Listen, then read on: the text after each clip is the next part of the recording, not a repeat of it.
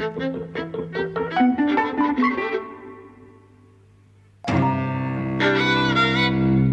to Eavesdropping at the Movies.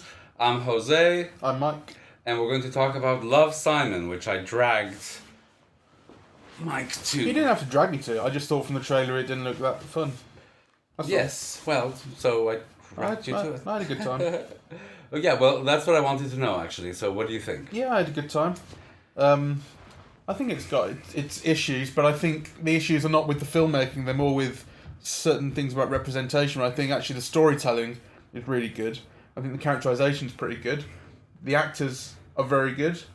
It made me a bit teary once or twice. I think it hits the right notes, and I like the relationship between the characters. I like the ending. It did the job in a way. Okay. Well, I have mixed feelings about it, really, because I mean, I love teen movies and I love romantic comedies, and in a way, this is both.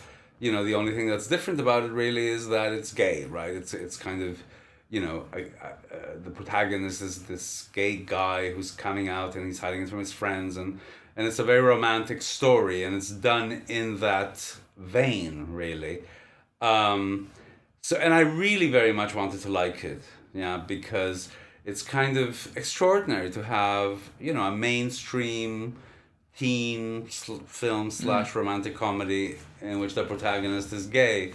And it's nice to see these kinds of films being done with a budget, right? So yeah, I think $17 million.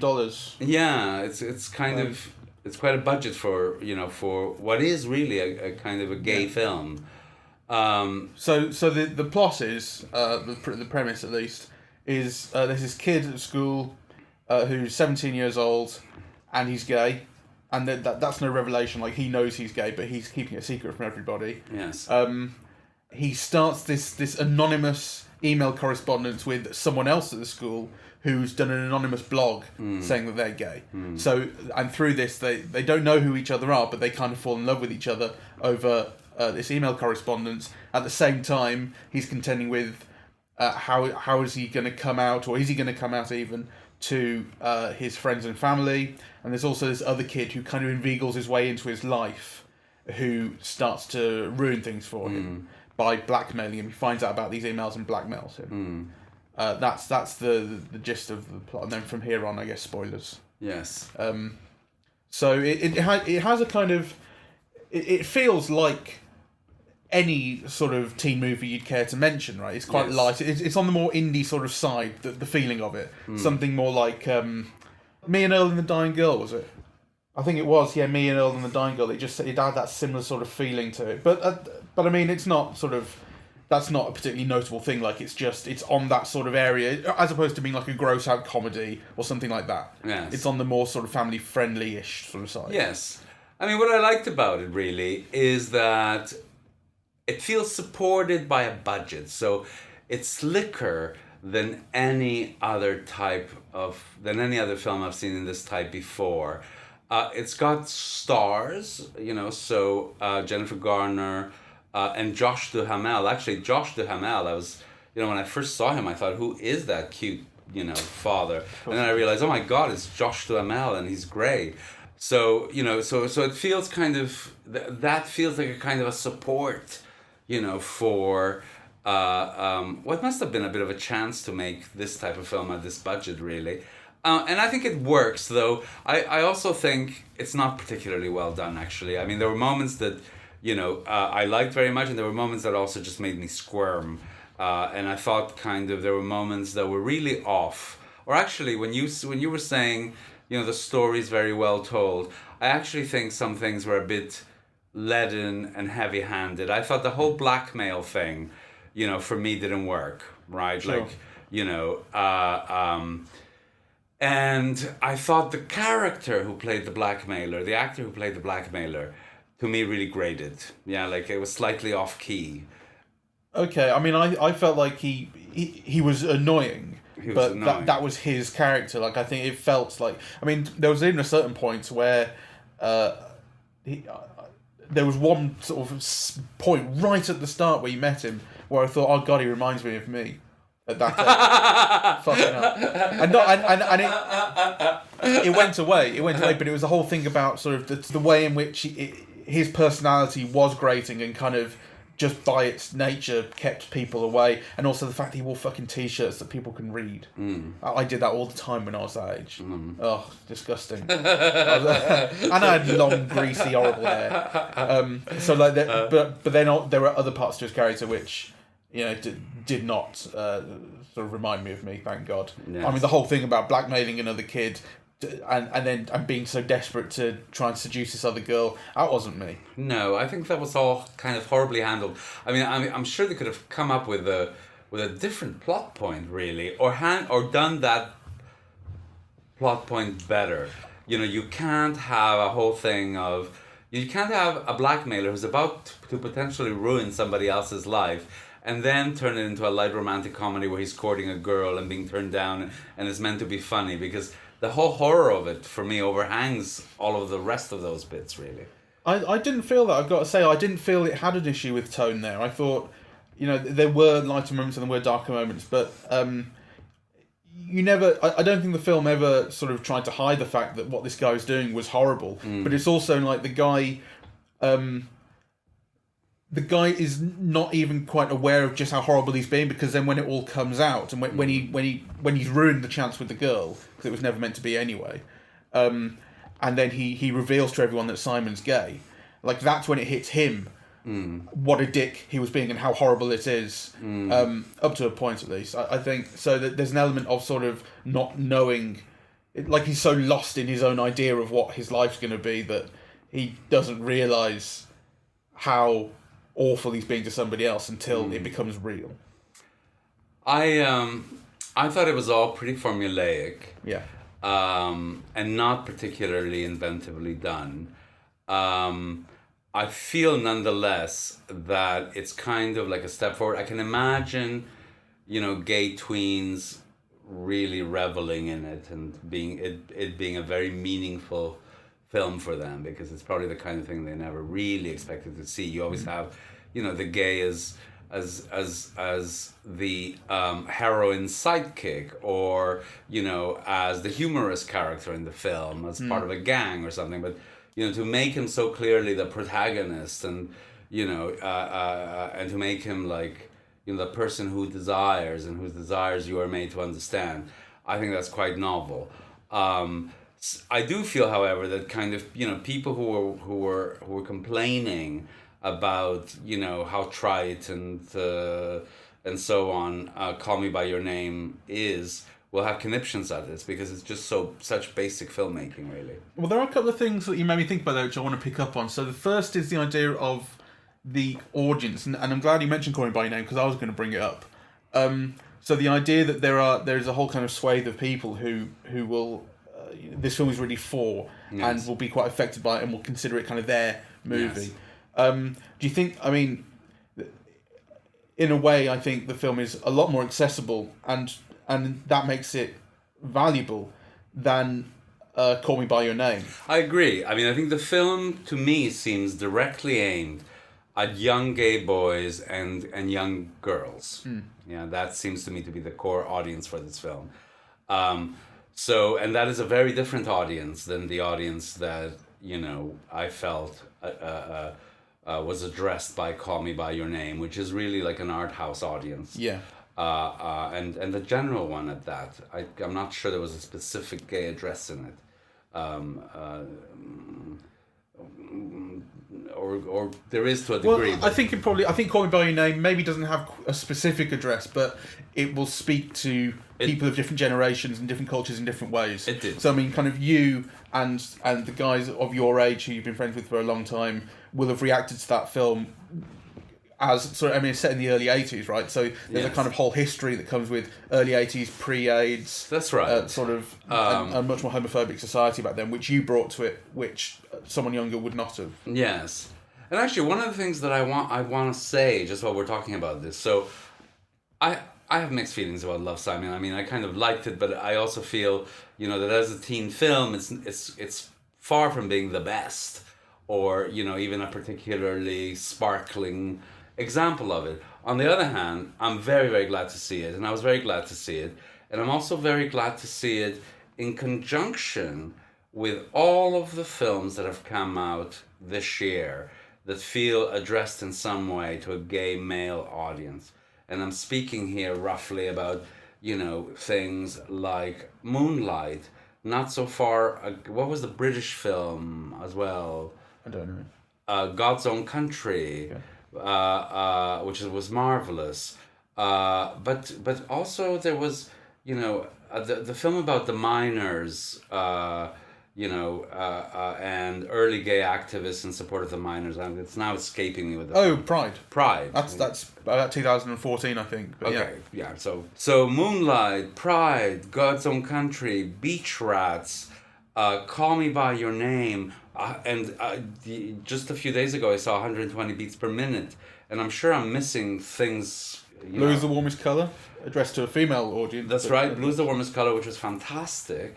So to have this whole spate of films in which none of them have to bear, what was called the burden of representation. If there's only like one film that comes out every 5 years, people get kind of mad at it because they expect it to represent everybody and everything. And but actually, kind of what I think is so good about the spate of films released at this moment is that they don't have to bear that burden, that they can, they can be themselves and address only particular issues and be judged only in kind of what they try to be, right? So, because you have a tween film like this, and because you have an art film, and because you have a film that's kind of, the protagonists are black and gay, and so, like, not one single film has to cover everything. Well, yeah, it allows gay culture to not have to be monolithic. So I was very glad to see this as a mainstream, medium budget genre film with stars, very typical of its kind. So on the lower end of a budget, but it feels like a studio film, really. Yeah, I mean, I think it is. It's interesting that it is notable for its budget. People have been talking about the fact it cost $17 million, but weirdly, It doesn't strike me as a huge risk for a studio. It's not on. I don't think it is so expensive that it's unfeasible. And I think that it's addressed in a kind of inclusive and friendly enough way that I don't really see anyone taking a great deal of offence to it. Like in terms of a business risk, it doesn't strike me as one really. Right. Well, we'll see. I mean, I expect it'll be successful because the crowd. But it's already made twice its budget. Has it? Yeah. Right. Okay. Well, there you go. I mean, it does. Like I say, although I think you can find flaws with it, and we'll get onto it, I guess. It strikes me as ultimately a nice kind of pleasant, intelligent enough, sensible sort of teen movie. Do you know what I mean? Like it's fun enough and funny enough. It is sensitive. And like I said, I enjoyed it. I think there were moments where, I kind of just got irritated by things not being very well done. So, for example, the whole of the last scene where they're in the Ferris wheel or whatever it's called. I thought, like, this has the potential to be so great visually, if nothing else, right? Like, you've seen Ferris wheels used so evocative. Some came running, or, like, it has such visual potential, that scene. And it just kind of felt, like, so flat and dull and kind of false and, Yeah, visually it was not a great treat. I mean, it wasn't unpleasant, but it just wasn't imaginative, really. Yes. Or that evocative. You're right. One of the things that I love about teen films is, the way that they're using the phones and the texting and, some films like, what was the one with the girl who was in the Harry Potter films? There was one, I don't know if it was called the Coppola one. No, The Secret of Being a Wallflower or something like that. I may be getting Perks of Being a Wallflower. Something. She was in one of those films where I was really struck by, how the texting was used visually so imaginatively, and it cut across space, and the narrative used the texting both visually and narratively in such interesting ways. That's not here, right? Like, the film's not. No, this is very traditional. You show a shot of the screen with the text on it. But I didn't hate that. I just thought it wasn't kind of overdoing it. No, I didn't hate it. In fact, I liked it, but it just wasn't.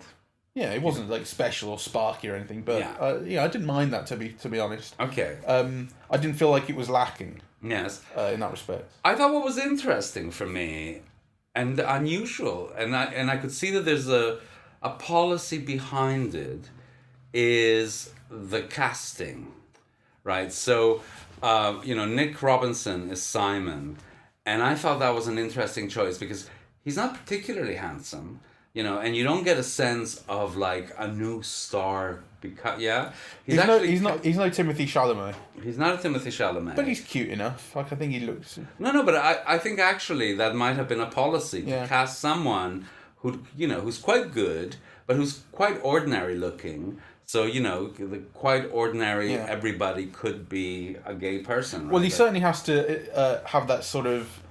His character is unremarkable in school. No one really. He's got a group of friends, but he's not special, and he's not remarkable to anyone in particular. So that's right.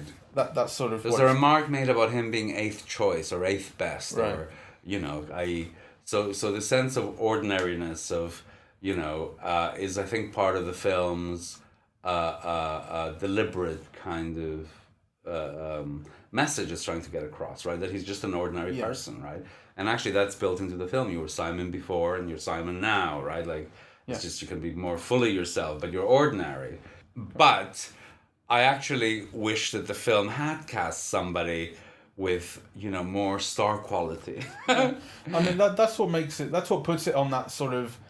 Like I say, me and Earl and the Dying Girl sort of thing for me. Like that, the way in these films people are fairly ordinary, and that's part of the attraction. Really, like they're not kind of outstandingly beautiful or outstandingly sort of notable. It's really the attraction is, and the point of those films is these are kids like you or I used to be. I know. Well, I mean, I just feel kind of obviously like a tension there because like Josh Duhamel, who's not a big star, or Jennifer Garner, who is also not a particularly big star, kind of, they appear and they kind of make you feel like watching, just their very presence, right? And also, who's the high school principal? Tony Hale. I thought he was the vice principal. I thought he was wonderful, right? So there's just something about kind of, those people that makes you feel like there's a bit more charisma to them. Yeah. So the lack of it in the central character is, I know it's policy, but it also feels like a slight lack. No, I get that. It did feel appropriate there, and I didn't. He's not like a blank slate. I mean, he's got a character, and he's a good performer as well. Yes. So I think it's not a disaster. No, far from it. I mean, I guess it's more like those secondary characters get to be characters because they have these smaller roles to fill, and actually he's got more on his shoulders in a way. It's true, but that would be an argument. Particularly the vice principal, who gets to be silly all over the shop, but you only see him like 4 times, and and he makes the most of it, really. Oh yeah, absolutely. But the other thing that I wanted to get onto, and this may be slightly related to it, the other thing that I wanted to get onto from what you said earlier, you spoke about how gay people used to be or would otherwise be the side characters, the comic relief, or some secondary role that would kind of inform or reflect on a main character who was straight. And obviously in this, the main character is gay, so that's a sort of a mark of progress. But there is a secondary gay character in this who's a kind of different kind of gay, if you like, who I wonder if you feel like he was not handled that well or not treated that well or was slightly marginalised. So it's his character who is black and quite effeminate. I don't know if there's a term for it. Yeah, he's quite queeny. Quite queeny, I guess. Okay, so quite effeminate, and there's this kind of comic scene where he comes out to all his girlfriends and they're all like, they're trying to feign surprise, but they can't do it because it's been so obvious that he's gay.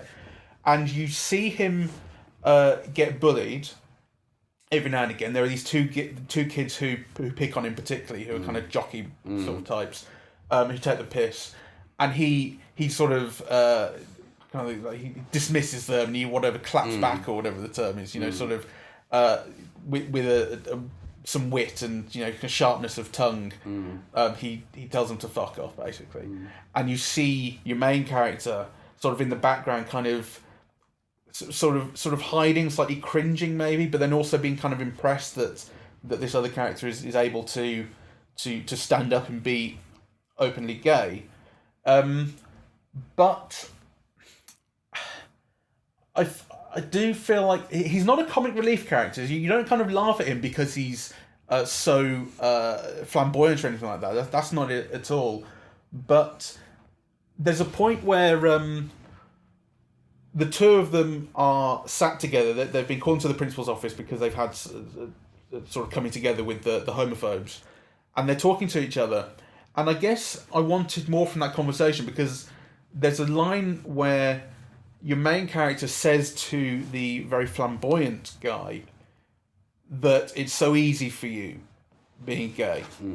And the flamboyant guy responds, "Are you joking? Like, it's really, really hard." And I can't remember exactly. And he tells a story about, how his mother lies about him and having girlfriends to his grandparents when they go visit on Sunday, and so on and so forth. So I understood the point of that scene, which was to show there's a kind of different kind of experience, or that life isn't what you think, and that the main character's been kind of so sort of caught up in himself that he doesn't realise that it can be difficult for somebody else. But it felt disingenuous to me somehow. Actually, I think you're getting at something. I've only just realised it from what you're saying.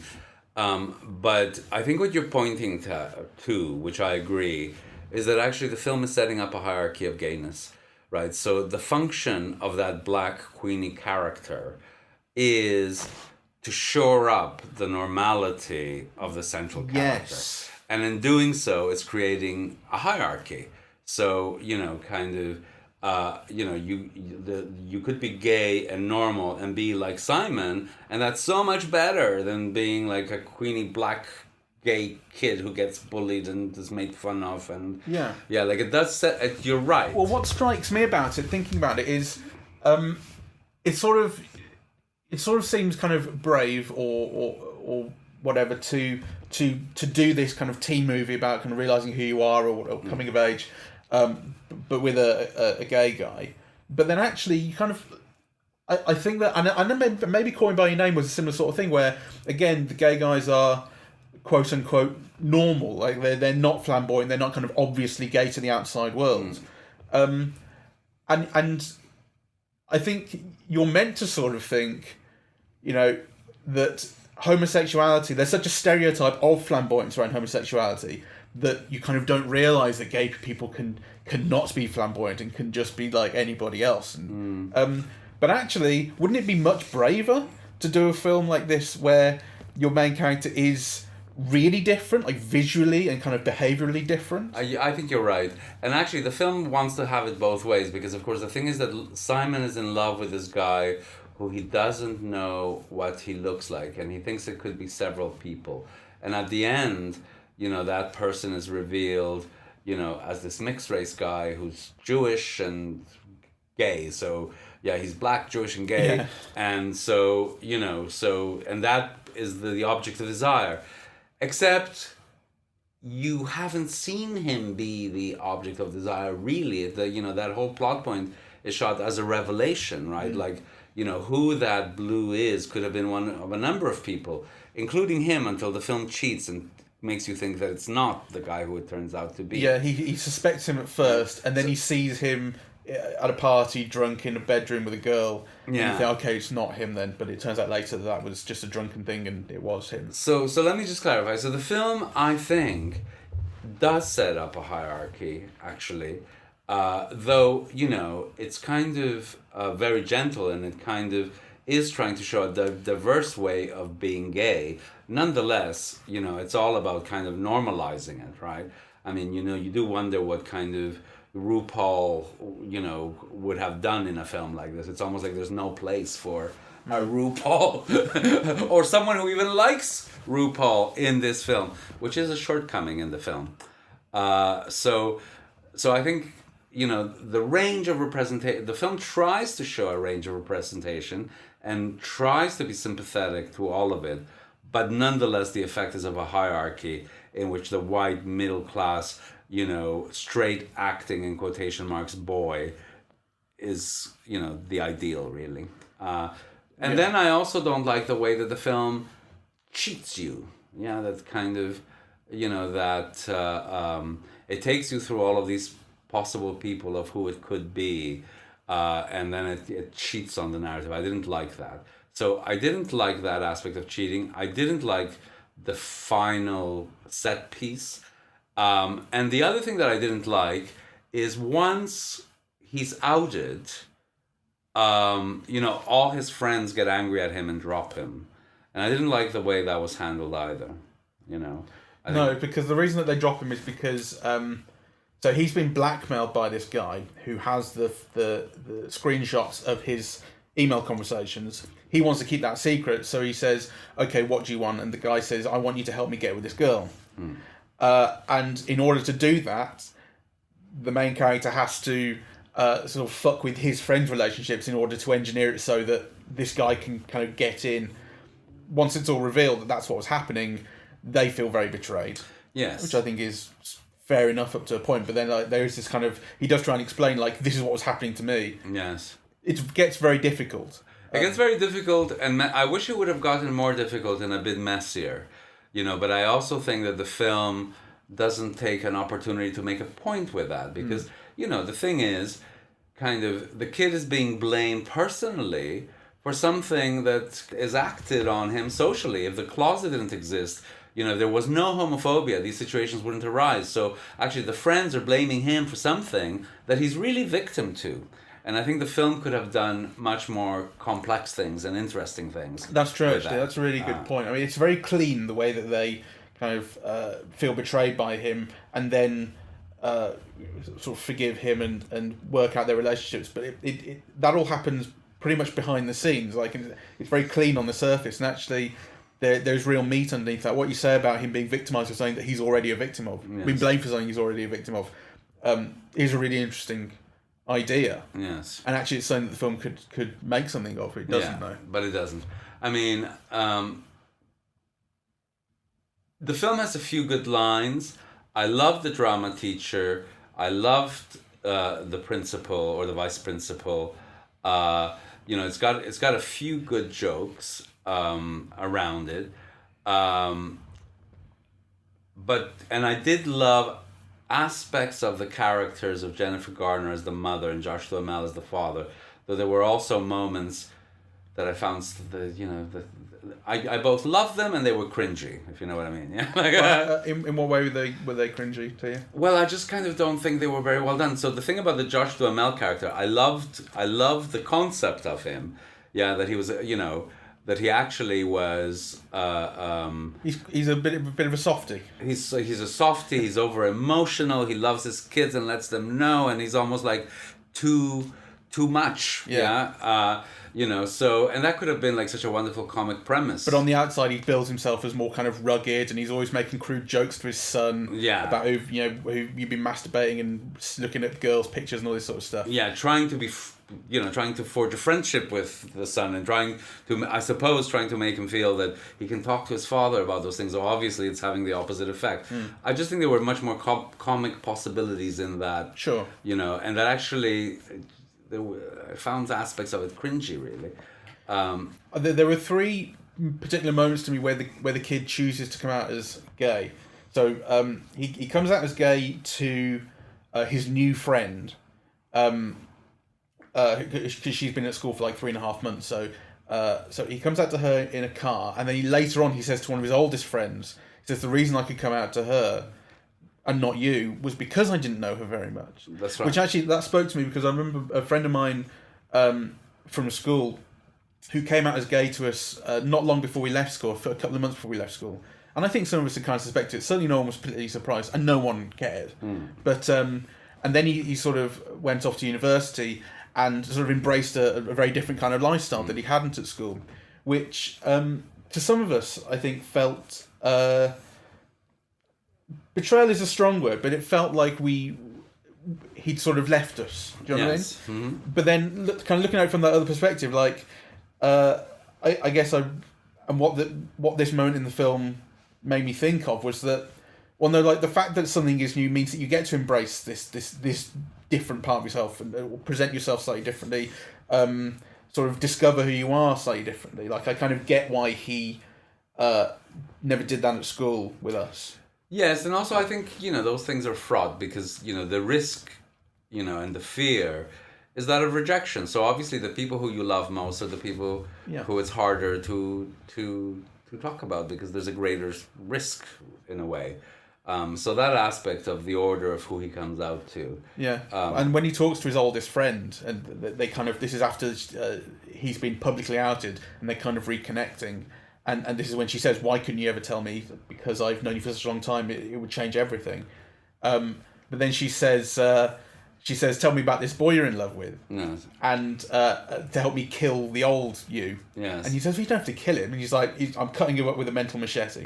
Which is a really nice, like, it's obviously incredibly violent, but it's a sort of really nice, sweet way of saying, like, I want to know who you are. Yes. By killing the old version, but I want to know you. You know? The film tries to have it both ways, because on the one hand, it's saying essentially you're the same, really. So what is this thing about killing the old you? I mean, I am the old me, except there's this other aspect, that I'm letting you in, so I also, I like that moment. It's an exaggerate. It's a joke. It's exaggerated, and it's the way that it felt very authentic to me. It felt like the way that friends talk to each other. You see, the thing to me, nothing in the film felt authentic, actually, and I suppose that's my problem.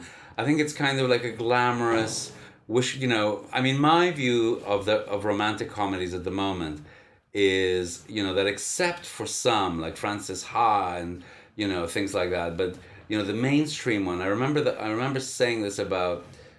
There was a Ryan Gosling film, I forget what it was called. It was a big hit where he shows his abs, I forget what it's called. Crazy Stupid Love, right? In which, I think, to me it illustrated all that was wrong about American romantic comedy at the moment. And it was that the filmmakers, the director didn't believe it, the writers didn't believe it, the actors didn't believe it, and the audience didn't believe it. And we're all participating in this kind of, hyper-real thing where, things are meant to mean something, but actually we all know that they don't, and nonetheless kind of, we react as we're supposed to react, even if we don't really want to react that way.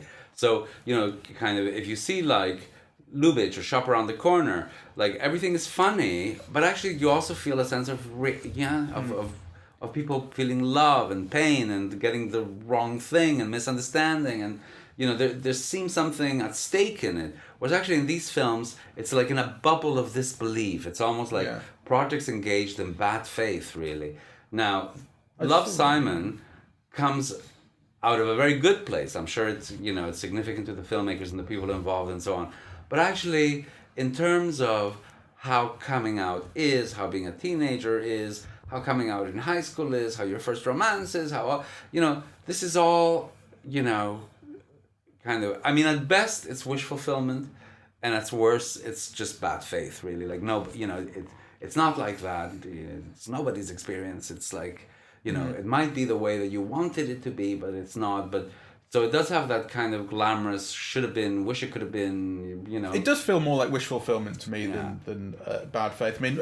In a way, it feels related to what we said about Call Me By Your Name, where we said the thing about this is it's a fantasy, where people particularly talked about the father character in that film being so forward-looking, like unrealistically so. Yeah. And actually, like this is a kind of, although there's a melancholy ending to that film. There's an element of fantasy here where kind of things are better than they might realistically have been. It might have been, but I get a sense that the writer, believed in what he was presenting. Yes. Okay. Whereas kind of, I think this feels a lot more artificial, a lot more by numbers. Sure. Yeah. That's for sure. So now that said, I had an enjoyable time, and I'm glad it exists. I did like the other two sort of coming out moments I wanted to talk about were with the parents, which are sort of brief moments really, and the kid has already been outed as gay, so the parents know, and this is actually just when he speaks to them about it really for the first time, but and actually kind of acknowledges it and has a conversation with them. He speaks to his mum and his dad separately. And those are two moments that I really, really loved. I felt like they were sensitive, and they were brief, but they kind of, particularly the one with the dad. And the mum you kind of expect. He's already talked about how his mum is as liberal as you can get, and you kind of know that she's just going to be totally fine. And that's how their conversation goes. I welled up a little bit at her speech, though. Yes. No, so did I. but the dad especially, because Yes. he falls to pieces, and he says to the kid, "I love you, and I want you to know that I'm really proud of you," but he can't control sort of how much he's just falling Feeling, apart emotionally. Which I thought was just beautiful and really funny as well. And actually, he's falling apart at that point, and the kid isn't. I kind of wished at some points that the kid cried more at those moments. But at that one in particular, I thought it felt... it's handled, I think... It's made to be a really funny little moments where the kids sort of... It's the dad who, like I say, he's kind of breaking down, and the kid is sort of going, "Okay, chill out, Dad." I do feel that since they didn't cast a star, that they should have cast a little bit of a better actor. You know, because... I mean, to be fair, I think... Is it Nick Robinson? Nick Robinson's the kid's name, Yeah. He's quite good with a line. He's able to get laughs, through some of his line readings. But I would have liked more from him. I mean, there were moments where, you wanted greater depth of feeling from him, or contradictory feeling, or like those conversations with the father. He's so stoic and almost like blank, really. Where I think, nobody's that cool. And actually, there were qualities in the scene that could have been brought out just with a wider range of expression. Yeah, he's not complex enough. I mean, that's probably... I think that he's good at portraying emotions, but like only one at a time. Yes. Which is kind of what the film requires in a way. It's not as complex as an artier film would be. It is more mainstream, but I know what you mean. It also struck me that the whole film has a real air of sort of upper middle class privilege. I mean, like the size of this kid's room is astonishingly big, and I mean, you see a shot of his house. It's a fucking mansion. This kid lives in, and this is it's like, what is it? I guess it's like a New England sort of. Man, that's a trope in American romantic comedy, it right? Certainly Like, is. Kind of the average home is like, Buckingham Palace. But this is the first one where it really struck me and really made me think, like, fucking hell, how is it actually like this in America? Because if you shot this film, like, there could be an equivalent of this story being told in the UK. Houses would not look like this. Well, but I mean, let's say there are differences in the size of houses in America and in Britain for obvious reasons. But that's still, it's a lifestyle. Yeah. And obviously it's meant to be like upper middle class. It's his birthday, he gets a car, not a brand new car, to be fair. It's a slightly tatty thing, but it's a car nonetheless. It's two professional parents, and, he's got his own car, and he drives his friends, and, so I think it is, it is meant to be a very privileged upbringing. And also the high school that they're going to, and the policies in the high school is meant to be very liberal, and so on. So I think that's there in the film. But a lot of films are like that. Yeah, it's a kind of film. See it as a problem. I suppose it's the kind of setting that means you can focus on one thing as like the problem. Like if you're poor as well, if the character's poor or something like that, then there's like another kind of set of problems in his life to contend with. Which would be perfectly legitimate story to tell, but it's just like to keep it simple in a film like this. It would be a different. I mean, I'm glad that you pointed it out, because it's true. That is what it is, But I don't have any particular. Yeah, I don't have a problem with it. It's just something that I picked up on. I guess. So final verdict. Well, although we've mostly picked out flaws with the film, yes, I nonetheless really enjoyed it. Really. Yes. Okay. And like I say, it kind of it worked on me when it wanted to. It made me a little weepy at some points, and the question of authenticity we can disagree on. I mean, it felt ultimately like it had a good heart, and everything was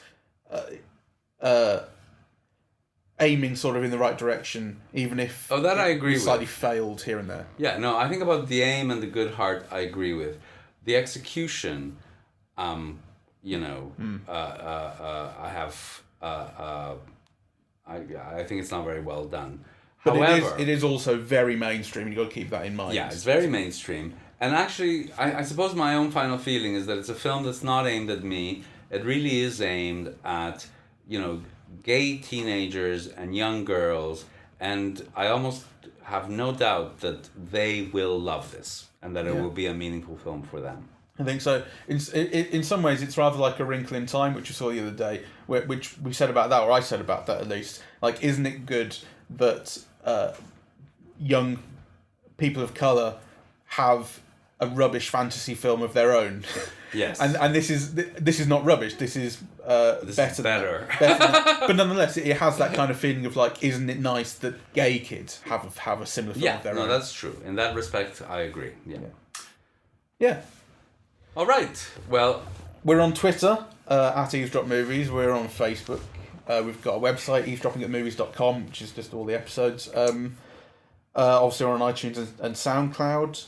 And you can like email us, eavesdroppingatmovies@gmail.com. I think we never get emails, but you could be the first. I mean, what's happening is that we get kind of like private emails saying, "Oh, I really like this," or "I really like that." Whereas actually, I suppose one of the things that we look forward to and we would like to have is kind of like a public discussion on these films. So do comment on any of these venues if there's something that you want to say or you'd like to have a conversation with us about. Yeah.